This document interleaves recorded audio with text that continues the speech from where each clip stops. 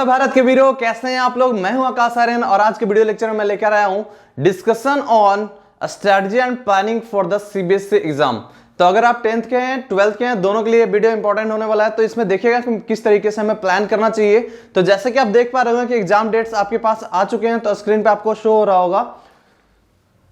तो इसमें क्या है देखिएगा, अगर आप 12th क्लास के हैं तो 12th क्लास का जो डेट शीट है 24 फेब से फर्स्ट पेपर है जो कि इंग्लिश का होने वाला है। उसके बाद आपको 28 फेब का केमिस्ट्री का होने वाला है। 6 मार्च को फिजिक्स का पेपर होने वाला है। 11 मार्च को आपका मैथमेटिक्स का है एंड 13 मार्च को फिजिकल एजुकेशन। अगर आप बायो का स्टूडेंट है तो 16 मार्च के बायो का पेपर आपके पास है। और टाइम स्लॉट देख रहे होंगे 10:30 AM to 1:30 PM है। दैट मीन्स 3 घंटे का टाइम टेबल आपके पास, जैसे कि पहले रहता था, हर एक बोर्ड का पेपर होते रहा, उस तरीके से आपके पास है।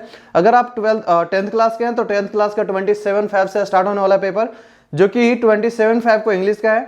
1 मार्च को पंजाबी के हैं तो पंजाबी के होने वाला है, और हिंदी के हैं तो अकॉर्डिंगली आप देख लीजिएगा, डेट शीट इसमें मेंशन है। 4 मार्च को आपको क्या है, साइंस का पेपर होने वाला है। 15 मार्च को एसएसटी है एंड 21 मार्च को मैथमेटिक्स है। 13 मार्च को इलेक्टिव सब्जेक्ट होने वाला है। तो इसमें आप देख पा रहे हो कि जो प्लानिंग आपका, इसका भी टाइमिंग का जो है 10:30 AM to 1:30 PM, 3 घंटे का पेपर होने वाला है। तो प्यारे बच्चों, इसमें देखिएगा कि प्लानिंग और स्ट्रेटजी आपके पास क्या होना चाहिए। तो अगर आपने कोई भी प्रिपरेशन नहीं करा अभी तक, आपको लगता है कि मुझे कुछ भी चीजें याद नहीं है, तो अभी से भी प्रिपरेशन करके आप एटलीस्ट 70 से 80% मिनिमम मार्क्स इतना ला सकते हैं। और अगर एक गुड वे में जैसे जैसा स्ट्रेटजी आपको बताने वाला हूं, वो अगर स्टेप बाय स्टेप फॉलो करें, लास्ट तक वीडियो को देखें, तो आप मैक्सिमम से मैक्सिमम अगर बात करूं ना, तो मैक्सिमम अगर आपका वर्स्ट पोजीशन आएगा ना, तो 80 से 90% में आप जा सकते हैं। मैक्सिमम वर्स्ट पोजीशन की बात कर रहा हूं, क्योंकि जो स्ट्रेटजी मैं बताने वाला हूं सारा स्टेप बाय स्टेप आपको फॉलो करना होगा। ओके, तो सबसे पहले क्या है कि सबसे पहले आप क्या कीजिए, सबसे पहले आपके पास सिलेबस होना चाहिए। कि जो सिलेबस आपका है सीबीएसई ऑफिशियल वेबसाइट पे जाइए, वहां पे ऑफिशियल वेबसाइट का लिंक डिस्क्रिप्शन बॉक्स में दिया हुआ, वहां से आप डाउनलोड कर सकते हैं। तो सिलेबस आपको पता होना चाहिए कि सिलेबस में कौन कौन सा टॉपिक आपका आने वाला, कौन सा चैप्टर से कितना। उसके बाद सेकंड जो होता है वो एग्जाम का जो वेटेज है कि सब्जेक्ट में, जैसे मान लीजिए अगर साइंस की बात करें 10th क्लास की, तो उसमें कौन केमिकल बेस्ड इक्वेशन जो है, केमिकल रिएक्शंस, उसके बाद इलेक्ट्रिसिटी, रे जो है हमारा, रिफ्लेक्शन है ना, मैग्नेटिक इफेक्ट ऑफ करंट जिसको हम बात करते हैं। तो इन सबका जो चैप्टर्स का वेटेज है वो आपको पता होना चाहिए कि कौन सा चैप्टर्स का कितना वेटेज है, उसके अकॉर्डिंग हम लोग प्लान करेंगे। अगर 12th क्लास के तो physics, chemistry, math, bio, physical education, English, तो सबका सब्जेक्ट के पास वेटेज आपके पास सिलेबस के साथ होना चाहिए। कौन कौन सा सिलेबस में कितना टॉपिक है वो सारा आपके पास प्लान होना चाहिए। चलिए, तो ये तो हुआ मार्क्स वेटेज कितना है। सिलेबस आपके पास क्या है ये आपके डाउनलोड कर लिए होंगे, इस तरीके से आप देख सकते हैं, और अपने पास डाउनलोड करके उसका प्रिंट आउट ले लीजिएगा। प्रिंट आउट आप अपने पास रख लीजिए। अब प्लानिंग की बात करते हैं, हमें सब्जेक्ट की प्लान कैसे करना है। तो अगर मैं बात करूं 10th क्लास की, और एक साइड बात करें हम लोग 12th क्लास की। ओके, तो यहां पे अगर बात करूं 10th क्लास में, तो आपके पास जैसे कि इंग्लिश होने वाला है, इंग्लिश, उसके बाद आपके पास होने वाला है science, then math, social science, SST के बाद आपके पास होने वाला है जो भी आपका सब्जेक्ट होगा, लैंग्वेज सब्जेक्ट, जैसे हिंदी है किसी का है तो हिंदी होंगे, पंजाबी तो पंजाबी होगा, जो संस्कृत है संस्कृत होगा। अकॉर्डिंगली आप देख लीजिएगा आपके पास कौन सा सब्जेक्ट है। उसके बाद इलेक्टिव सब्जेक्ट भी कई बच्चों को होता है। तो मेन जो है आपका 5 मेजर सब्जेक्ट है। उस तरीके से अगर बात करें यहाँ पे 12th क्लास में, तो अगेन इंग्लिश होने वाला है करके। उसके बाद हमारे पास साइंस में आपके पास साइंस नहीं रहता यहाँ पे, क्योंकि यहाँ पे आपके पास हो जाएगा फिजिक्स, उसके बाद हो जाएगा केमिस्ट्री, बायो वाले होंगे उनका बायो होगा, जो मैथ वाले होंगे उनका मैथ होगा। ओके, उसके बाद आपके पास फिजिकल एजुकेशन। तो इस तरीके से देख लीजिएगा आपके पास कौन कौन सा सब्जेक्ट आपने रखा है। फिजिकल एजुकेशन, म्यूजिक, आपके पास बहुत सारे ऑप्शनल होते हैं। तो अकॉर्डिंगली आप देख लीजिएगा 5 मेजर सब्जेक्ट कौन कौन से हैं। तो मार्क्स डिस्ट्रीब्यूशन की अगर बात करें तो इंग्लिश में आपका जैसे कि 80 मार्क्स का पेपर आने वाला है, फिजिक्स 70 मार्क्स का होने वाला है, केमिस्ट्री जो आपका होने वाला है 70 मार्क्स का होने वाला है, बायो जो होने वाला है आपका 70 मार्क्स का होने वाला है, मैथ 80 मार्क्स का होगा, फिजिकल एजुकेशन अगर आप बच्चे हैं तो 70 मार्क्स का पेपर होने वाला है। तो इस तरीके से मार्क्स डिस्ट्रीब्यूशन आप देख लीजिएगा कौन सा सब्जेक्ट का कितना वेटेज है। और इसका सेकेंड थिंग ये है कि मार्क्स में देखिएगा कि जो सैंपल ऑफ क्वेश्चन पेपर है, तो वो डाउनलोड करना बहुत जरूरी आपका है। तो क्वेश्चन पेपर जो है सैंपल में, उसमें आपको ये पता चलेगा कि कितने मार्क्स का ऑब्जेक्टिव होने वाला है और कितने मार्क्स का सब्जेक्टिव होने वाला है। तो अगर 10th क्लास की हम बात करें तो 10th क्लास में आप जैसे जानते हैं कि फर्स्ट 20 जो होने वाला है वो एमसीक्यू बेस्ड क्वेश्चन आएगा, ऑब्जेक्टिव टाइप आएगा। फिर जो है क्वेश्चन, जो 6 क्वेश्चन है उस तरीके से आएगा। Very short answer type question, तो उसमें 30 to 50 वर्ड्स का लिखना होता है। उसके बाद शॉर्ट आंसर टाइप क्वेश्चन आएगा, शॉर्ट आंसर टाइप क्वेश्चन में जो है आपके 7 आने वाले हैं, तो उसमें क्या करना है आपको 3 मार्क्स में 50 to 80 वर्ड्स लिखने होते हैं। उसके बाद जो सेक्शन डी होने वाला है, तो उसमें होने वाला है क्वेश्चन जो आएंगे वो क्या होगा, 5 क्वेश्चन होने वाला, 5 मार्क्स के क्वेश्चन होने वाला, 3 क्वेश्चन। तो उसमें क्या आपका प्लानिंग होता है, उसमें आपको पूछा जाता है 80 to 120 वर्ड आपको लिखा जाएगा, तो लॉन्ग आंसर टाइप क्वेश्चन वो बन जाते हैं। ओके, उसके बाद आपका सेक्शन ई आने वाला है, तो वो सेक्शन ई में क्या हो जाता है, सेक्शन ई में जिस तरीके से देखे होंगे आपके 3 केस स्टडी बेस्ड क्वेश्चन आएगा, उसमें 4 मार्क्स ईच होंगे। तो अकॉर्डिंगली आप देख लीजिएगा कि किस तरीके से आपको स्ट्रैटेजी होना चाहिए। तो क्या होता है यहाँ पे देखिएगा कि मार्क्स डिस्ट्रीब्यूशन बेसिकली 5 सेक्शन में आने वाला है। तो आपका जो पेपर होने वाला है both objective and subjective based होने वाला है। तो इन दोनों का प्लान आपके पास होना चाहिए, दोनों का प्रैक्टिस आपके पास होना चाहिए। तो इसके लिए अब हम बात करते हैं कि आपके लिए क्या इंपॉर्टेंट होना चाहिए। तो इसके लिए हम बात करेंगे टेस्ट सीरीज के लिए। तो टेस्ट सीरीज का मतलब क्या समझिएगा, तो टेस्ट सीरीज बहुत बड़ा मेजर रोल लगता है प्यारे बच्चों को। टेस्ट सीरीज के बिना तो आप मतलब ना उस तरीके का मार्क्स नहीं गेन कर सकते हैं जिस तरीके का आपको फाइनल में आना चाहिए। तो टेस्ट सीरीज का मतलब क्या है, टेस्ट सीरीज का मतलब है आपको देखिएगा कि सैंपल पेपर टाइप से ऑनलाइन भी आपको बहुत सारे मिल जाएंगे। तो अगर हमारे भी डिस्क्रिप्शन बॉक्स में आपको लिंक डाल देते हैं जहां पे आपको टेस्ट सीरीज का कुछ सैंपल पेपर्स डाला हुआ है, तो वो डाउनलोड करके आप प्रैक्टिस कर सकते हैं। तो करना क्या है, टेस्ट सीरीज आपको किसी का भी ज्वाइन कर लेना, आपके नियर अबाउट जो भी एरिया है वहां पे ऑफलाइन टेस्ट सीरीज बहुत जरूरी है आपके लिए, क्योंकि पेपर ऑफलाइन बेस्ड होने वाला है। तो ऑफलाइन आपको टेस्ट सीरीज ज्वाइन करना चाहिए।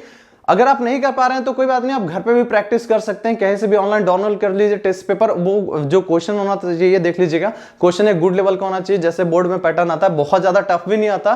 तो अकॉर्डिंगली आप देख लीजिएगा कि ऐसा भी नहीं कि बहुत ज्यादा टफ टाइप का क्वेश्चन करें आप फ्रस्ट्रेट हो गए, तो वो आपको डिमोरलाइज कर देगा। वो वाली चीज आपको नहीं करना है। एक good paper question paper download करके, या फिर नियर अबाउट का जो भी आपका नियर अबाउट में सेंटर, ट्यूशन सेंटर है, जो भी कुछ है वो आप ज्वाइन जरूर कर लीजिएगा। क्योंकि स्कूल का अगर बात करूँ ना, तो स्कूल का जो आप सोचते हैं कि प्री बोर्ड आपको बस प्रेशर देता है कि हाँ जी चेक किए पेपर, उसके बाद बच्चों को बुला के प्रेशर में डाल रहे हो कि आपका बेटा का मार्क्स नहीं आ रहा, बच्चों का मार्क्स नहीं आ रहा टाइप करके, है ना, कि मतलब आपका मार्क्स नहीं आया तो फाइनल में क्या करेंगे। ये बात सेकेंडरी थिंग है, हम लोग करेंगे। तो ये इस तरीके से मार्क्स नहीं आता फाइनल पेपर कुछ और होता है सीबीएसई का। तो आप देखे होंगे कि जैसे कि बेटे से अगर बात करें तो सीबीएसई के आप देख रहे होंगे कि कोई भी बोर्ड्स के अगर आप स्टूडेंट हैं तो आपको 75% क्राइटेरिया में होना चाहिए। अगर जेईई मेन भी देना है या गुड कॉलेज में जाना, तो आपको बोर्ड का मार्क्स इंपॉर्टेंट रोल रखने वाला है फिलहाल के लिए। तो देखिए प्यारे बच्चों, अगर मैं बात करूं टेस्ट सीरीज का, तो टेस्ट सीरीज का पैटर्न क्या होता है, टेस्ट सीरीज ज्वाइन अगर आप करेंगे तो उसमें दोनों जिस तरीके का फाइनल में इंटरफेस होने वाला है, उस तरीके का फाइनल इंटरफेस ध्यान रख लीजिएगा टेस्ट सीरीज का होना चाहिए। जो फाइनल का स्ट्रेटजी, जिस तरीके से क्वेश्चन का डिस्ट्रीब्यूशन है, इंस्ट्रक्शन है, वो सारा कुछ सेम होना चाहिए। और आपको जो पेपर देना है वो टेस्ट सीरीज का पेपर अगर घर पे भी आप दे रहे हैं तो 10:30 AM से स्टार्ट करना आपने, और कहां तक रखना आपने, 1:30 PM तक। ओके, तो इसमें इस बात का ध्यान रखिएगा कि जहां पे आप पेपर दे रहे हो तो अकॉर्डिंगली सेम टाइप का इंटरफेस बनाइएगा। दैट मींस माहौल उस तरीके का होना चाहिए जहां पे आप पेपर दे रहे हैं। तो इसलिए मैं बोल रहा हूं कि नियर अबाउट कोई सेंटर है तो वहां दे लीजिएगा। इससे क्या होगा, आपको फाइनल एग्जाम देने से पहले आपको हैबिचुअल हो जाएंगे कि किस तरीके से पेपर में हमें अटेम्प्ट करना है। तो जो भी माइनर मिस्टेक्स करने होंगे, इसका बेनिफिट्स क्या होगा कि जो भी आपको गलतियां करना होगा ऑब्जेक्टिव सब्जेक्टिव पैटर्न में, कि कोई भी डेरिवेशन है तो वहां पे क्या आप गलती कर रहे हैं, क्या वहां पे आपसे बार बार मिस्टेक हो रहा है, कौन सा क्वेश्चन आप अटेम्प्ट नहीं कर पा रहे हैं, कौन सा डेरिवेशन में आपको प्रॉब्लम आ रहा है, तो बहुत सारी चीज का इतने ज्यादा प्रैक्टिस हो जाएगा ना आपको कि फाइनल में आपका कोई मतलब मिस्टेक होने के चांसेस ही नहीं रहेंगे। तो आपको क्या करना है, सबसे पहले क्या करना है, अपने नोट्स अपने पास रख लेना है। जो भी आप नोट्स यूज करते हैं वही नोट्स रख लेना है, या फिर जो बुक है वो बुक रख लेना है जिससे आप पढ़ते हैं। वीडियो लेक्चर में इसका अपलोड करने वाला हूं 1 by 1 करके, तो वहां से 1 शॉट वीडियो भी आप देख सकते हैं। तो जो वीडियो बहुत ज्यादा टाइम पास आपको नहीं करना, इधर उधर बहुत सारा वीडियो देख के कोई एक वीडियो को पकड़ लीजिए जहां से आपको समझ आती है चीजें, वो चीजें आप देख लीजिए। उसके बाद क्या करना, नोट्स रख लिए, रिविजन इसका किए। रिवीजन जैसे मान लीजिए फॉर एग्जांपल अगर आप 10th क्लास की मैं बात करूं, साइंस में आपने रिवीजन किया इलेक्ट्रिसिटी का, तो इलेक्ट्रिसिटी का पार्ट टेस्ट लिख दीजिए, पार्ट टेस्ट आपको मिल जाएगा। तो पार्ट टेस्ट आप लिख लीजिए इसका। तो इससे क्या होगा, पार्ट टेस्ट देने के बाद आप समझे कि पार्ट टेस्ट दे दिया और हमारा काम हो गया, ये चीज नहीं करना आपको। आपको करना क्या है प्यारे बच्चों, पार्ट टेस्ट देने के बाद अगर मान लीजिए 1 आवर का पार्ट टेस्ट दे रहे हैं तो 1 आवर आपको बैठ के एनालिसिस करना है कि मेरी गलतियां क्या क्या हुई है इस पेपर में। सॉल्यूशन देखकर आपको पता लग जाएगा कि क्या क्या मिस्टेक्स मैं कर रहा हूं। तो ये आपको पार्ट टेस्ट घर पे बैठ के एनालिसिस करना है कि मेरे से गलतियां क्या क्या हो रहा है। उसके बाद आपने क्या करना है, ये टेस्ट देने के बाद जैसे कि एनालिसिस कर लिया तो एक आप गोल एम्बिशन या फिर किसी भी नाम से एक वैल्यू एडिशन नाम का नोटबुक बना लीजिए। तो वैल्यू एडिशन नाम का जैसे ही नोटबुक बना लिए तो वैल्यू एडिशन में क्या कीजिए, आप जो भी मिस्टेक्स आपसे हो रहा था डेरिवेशंस में या जो भी न्यूमेरिकल प्रॉब्लम फार्मूला में गलतियां कर रहे थे उसको यहाँ पे लिख दीजिए। तो जैसे ही यहाँ पे आप लिख लिए स्टार लगा के, किस तरीके से सिंबल आप बना सकते हैं अपने अकॉर्डिंग, ठीक है। जैसे ही मैं पढ़ता होता था तब अपने लिए इमोजी लगा देता था जिसमें मतलब बहुत अच्छा मार्क्स आता था, हैप्पीनेस वाला। और अगर मान लीजिए मार्क्स गंदा आ रहा है तो यहाँ पे इस तरीके से रोने वाला इमोजी। तो इसमें क्या होता था कि हमें लगता था कि हाँ यार यहाँ पे ये गलती हो रहा है मेरे से टाइप करके ना, तो वो अगली बार नहीं होने दूंगा। तो मुझे ध्यान होता था कि हाँ ये मिस्टेक्स मैंने किया था। उस तरीके से आपने क्या करना, वैल्यू एडिशन वाला जो नोटबुक है ना इसमें ये ट्रैक करते जाना। फिर आएगा आपका जैसे रिवीजन हो गया सारा का सारा स्ट्रेटजी, तो 50 डेज का आपके पास टाइम है अभी से लेकर। अगर मैं बात करूं तो 50 डेज का टाइम है, अगर डिवाइडेड बाय 5 कोर सब्जेक्ट करें तो 10 डेज इच सब्जेक्ट मिल रहा है आपको। तो इसका मतलब क्या है, आप चैप्टर देख लीजिएगा कि कितने चैप्टर्स है, अकॉर्डिंगली आप प्लान कर लीजिएगा कौन सा सब्जेक्ट आपका कितना प्रिपेयर है, कितना टाइम आपको कौन सा सब्जेक्ट पे देना चाहिए ज्यादा टाइप करके। ओके, तो देखिए अगर मैं बात करूं वैल्यू एडिशन, इसके बाद आपके बात आ जाता है फुल एंड टेस्ट का। तो इसके बाद आप क्या करेंगे, फुल एंड टेस्ट देंगे। फुल एंड टेस्ट में आपको ये पता चलेगा कि जैसे अगर मान लीजिए 10th क्लास के हैं तो साइंस की बात करो तो साइंस का फुल एंड टेस्ट लिख दिए। उसके बाद अगर 12th क्लास के हैं तो फिजिक्स, केमिस्ट्री, मैथ, बायो, इस अकॉर्डिंगली आप अपना फुल एंड टेस्ट लिख लीजिए। तो फुल एंड टेस्ट लिखेंगे तो उससे क्या होगा, बिल्कुल सेम इंटरफेस 10:30 AM से लेके 1:30 PM तक आपने क्या करना है, टेस्ट को देना और अपने आप को सिटिंग करने का हैबिचुएट कर देना है। तो इससे क्या होगा कि 10:30 AM से लेके 1:30 PM तक आपको बैठने की आदत हो जाएगी और आपका जो कॉन्शियस माइंड है ना वो सबकॉन्शियस माइंड को इंफॉर्मेशन भेज देगा कि हाँ भैया 10:30 AM हो चुका है, मेरा एग्जाम लिखने का टाइम हो चुका है। तो जैसे आपका फाइनल पेपर आएगा तो आपको हैबिचुएट रहेंगे कि हाँ ठीक है मेरा इस टाइम पे पेपर होता है, तो आप अनकंफर्टेबल से फील नहीं करेंगे, आपको सर दर्द नहीं होगा, आपको मतलब एंजाइटी टाइप से चीजें नहीं होगा क्योंकि आप प्रैक्टिस कर चुके हैं। तो नींद नहीं आना, आपको मतलब पेपर से पहले डर लगना, ये सब मतलब सिम्टम्स है कि जैसे होता है ना कि बुखार का सिम्टम्स होता है, ये सिम्टम्स है कि आपको नींद नहीं आएगी, एंजाइटी होगा, मतलब कि डर सा लगेगा माइंड ब्लैंक आउट हो गया। तो ये सारा कुछ का सॉल्यूशन आपका टेस्ट सीरीज है।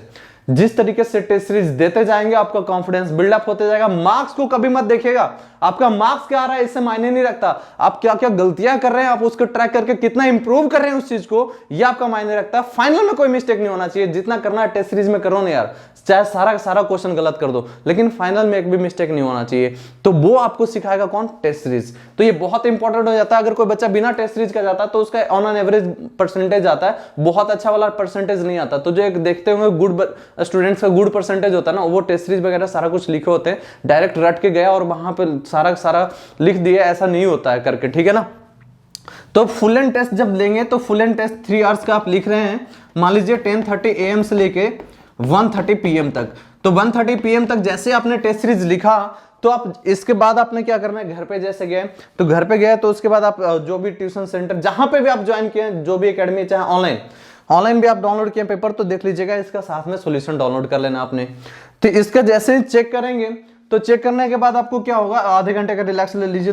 मान लीजिए 2 PM से आपने चेक करना स्टार्ट किया तो देख लिया आपने आधे घंटे में पेपर चेक कर लिया, तो आपने देखा कि क्या क्या मेरा मिस्टेक्स हुआ है। उसके बाद क्या करना है, आपने एक सिटिंग प्लान बनाना है इवनिंग का। मान लीजिए कि आपको 3 PM से मान लीजिए आपने 6 PM तक करना है आपने इसका, देख लीजिए 3 PM से 6 PM तक आप मान लीजिए एनालिसिस करते हैं, या जो भी आपका टाइम सुटेबल होगा। नाइट में तो नाइट में बहुत ज्यादा लेट तक जगने की आदत मत बनाइएगा क्योंकि आपको पेपर में फिर इफेक्ट कर जाएगा, हैबिचुएट हो जाइएगा। तो अभी से प्लान कर लीजिए कि आपको नाइट में कितने बजे स्लीपिंग करनी है, क्योंकि जब जैसे पेपर वाला नजदीक टाइम आएगा ना, तो जब पेपर मान लीजिए नेक्स्ट डे होगा तो उसके एक दिन पहले नींद ही नहीं आएगा। तो ये अभी से आदत डाल लीजिए कि आपको किस तरीके से सोने का हैबिचुएट करना है। तो 10 बजे 11 बजे सो जाइए।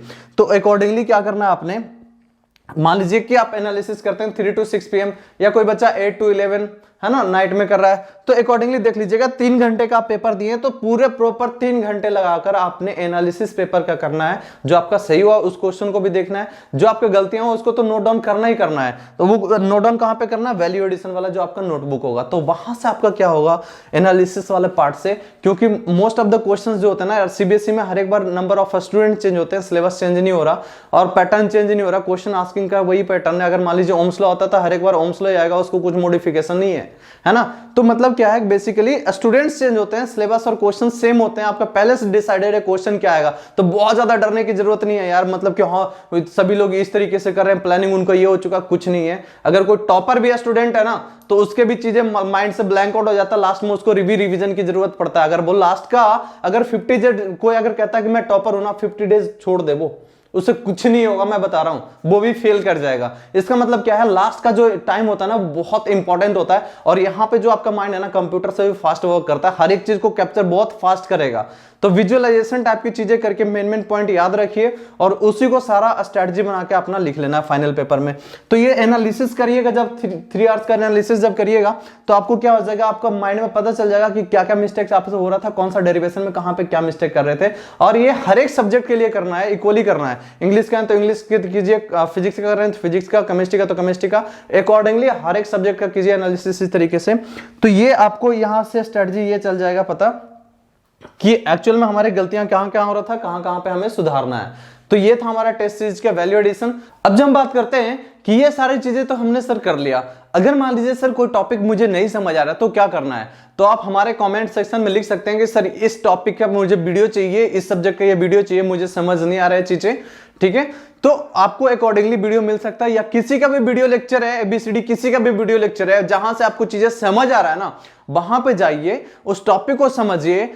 फालतू आपको कोई भी कितना भी कुछ भी प्लानिंग चल रहा है, किसी का थंबनेल देख रहे हैं, ये वो कुछ भी, आपको अपना टाइम खराब नहीं करना है। जो आपको इंपॉर्टेंट चाहिए वहां से लीजिए, फाइनल का डेबेट में नहीं पढ़ना कि कहां पे क्या चल रहा है, कहां पे क्या नहीं चल रहा है। अगर मान लीजिए आपका कोई दोस्त बीमार है ना, या आपको दोस्त का कोई मतलब सीरियसनेस है ना, तो आप क्या करते हैं, वहां पे आपको मान लीजिए मनी की जरूरत थी, वहां पे जाके आपको पहुंचाना था या उसको ले जाना था हॉस्पिटल, तो आप दुनिया में क्या चल रहा है, आसपास में क्या चल रहा है, आप वो नहीं देखते हैं, आप सीधा उसको हॉस्पिटल लेके जाते हैं। आपका फैमिली का कोई मेंबर बीमार है तो डायरेक्ट हॉस्पिटल जाते हैं। उस तरीके से आपका माइंड होना चाहिए कि आपका दुनिया में क्या चल रहा है, कहां पे क्या चल रहा है, वो आपके माइंड में नहीं होना चाहिए। पूरा का पूरा 50 डेज अपने आप को फोकस कर दीजिए सिर्फ और सिर्फ एग्जाम के प्लानिंग पे।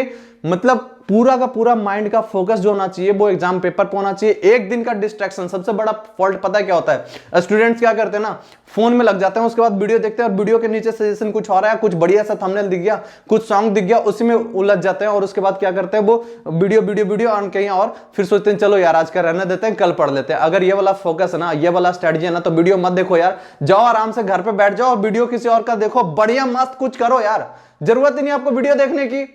ये अगर आप वीडियो देख रहे हैं ना, इसका मतलब आप आए हैं तो आपको मार्क्स चाहिए, आपको मार्क्स चाहिए, इसका मतलब वो मार्क्स चाहिए, तो मतलब ये स्ट्रेटजी आपको जो बताया मैंने, ये सारी चीजें फॉलो करना पड़ेगा आपको।